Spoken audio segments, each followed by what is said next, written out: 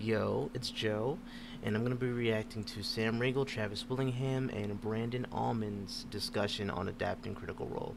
Um, it's going to be pretty cool. Last one that I reacted to was with Matt, Ashley, and Marisha.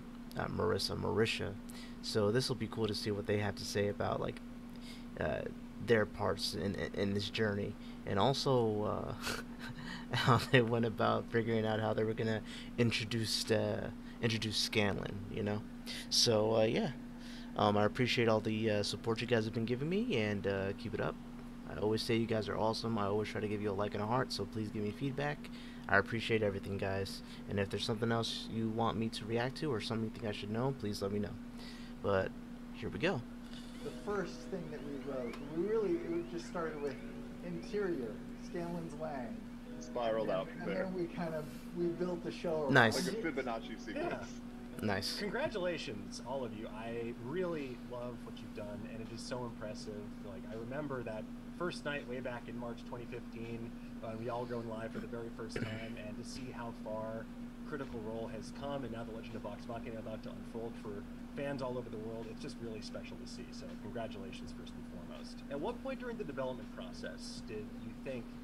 So I saw this guy in the last video, and I didn't ask. What role does he play in Critical Role? What role does he play in Critical Role? But yeah, let me know, because I'm curious. I haven't seen him. I haven't seen him, but maybe he's in a campaign or something, or he does a voice or two that I'm just not familiar with. So yeah, let me know. We need to have Scanlan hang dong during the first 5 minutes of this year. Absolutely. Showing Scanlan's brain during that first episode was the first thing that we wrote. It just started with interior, Scanlan's Wang. Spiraled out from there. And then we built the show around like a it. Fibonacci sequence. Yeah. Really, yeah. No, I don't know how that came up. Certainly, I don't think it was in the script that he would flash the camera. I think he was naked in the script, but I think the board artists might have come up with that one, and we gave him a nice pat on the back for it. Yes, we're saving that for the Red Ranch trailer coming out soon. But Brandon, I'm curious. You had the task of helping to distill a truly sprawling campaign over like hundreds and hundreds of hours of story. What's the weirdest note that you got during this process from your collaborators? The weirdest note? Boy, that's a tricky one. Yeah, that's a hard one. So this guy played a big part in putting everything together. Dude, that's not an easy gig, dude. That's hours upon hours upon hours of content.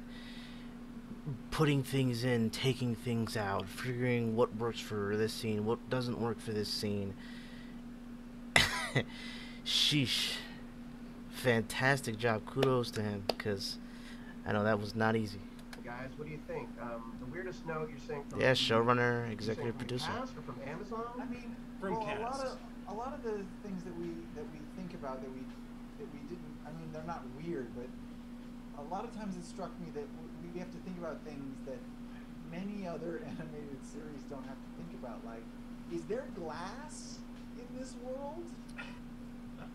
Right, in this fantasy world, is it all just open? Like, are there clocks? Yeah, does a clock work? Does anyone have watches? Like, how do they tell time? Yeah, and so like figuring out how stuff works in this world, in a world where there are brand new things called there's firearms, but are there toilets? Like, where do people? It's all really interesting to think about.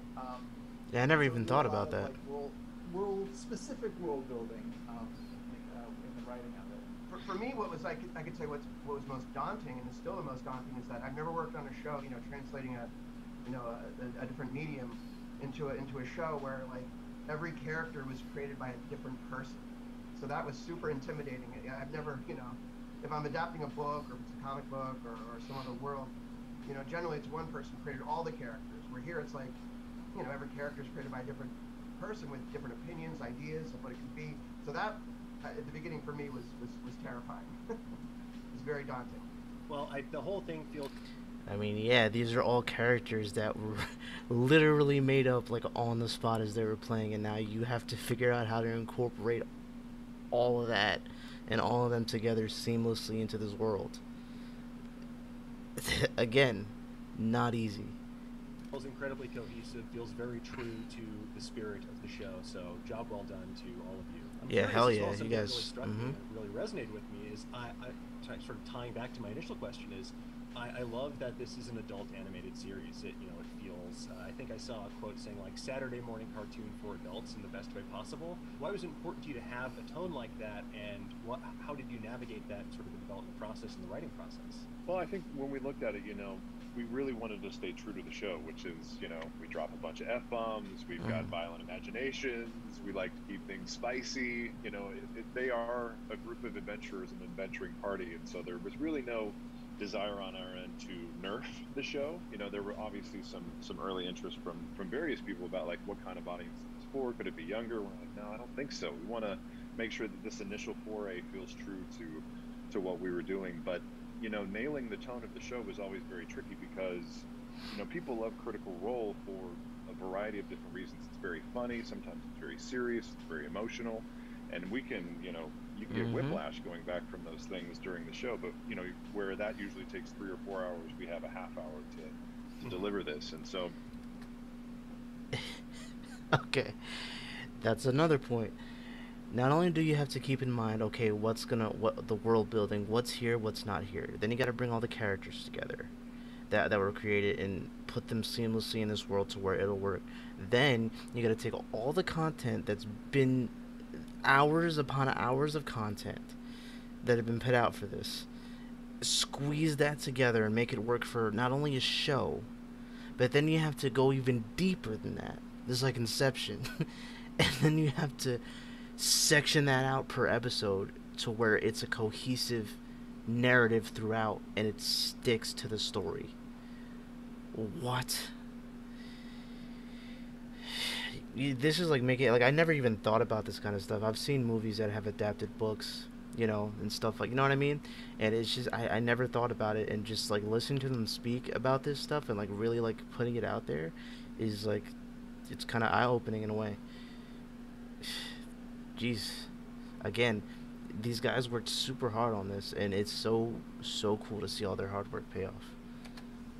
There was a lot of thought that went into it because we want to make sure that it, we always say if we can make them laugh, then we can make them cry, and we want to bring it in so that the audience is invested in those characters, and then we can really do some special things with not just the storytelling, but the individual character arcs of the show. I have one last question for you folks, and I need to know, will you be releasing an album of Scanthums and Power Ballads at the end of season 1? Dude, for real? Can we do this?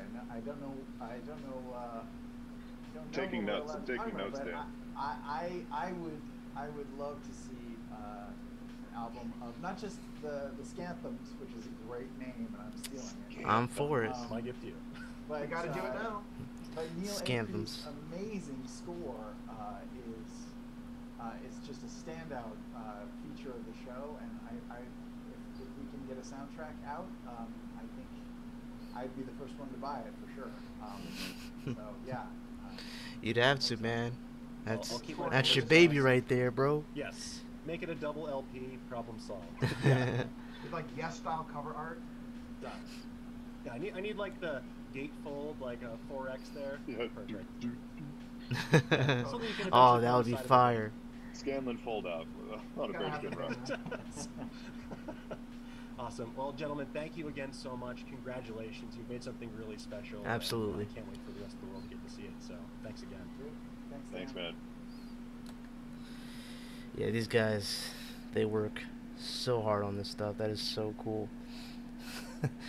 He said we want it to fold out. That would be fire if it folded out, and then they could place it on their table while they roleplay. Because I've noticed, I don't know if this is just a thing that you do in the game, but I've noticed that whatever